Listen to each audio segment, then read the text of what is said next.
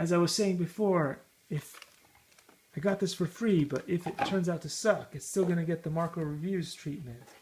Anyway, as I was opening the box, I just realized it comes with extra stuff. I've never seen this come with any of my other filaments, but look, it looks like it comes with a nice mat for your 3D printer. So yeah, this is kind of cool indeed, and I think it'll fit very well on my friend Charles's new old printer.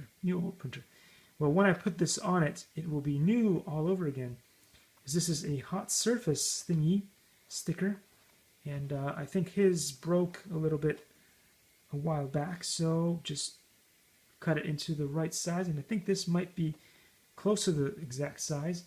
It'll be right. And it also comes with this, which is a tip. Likey.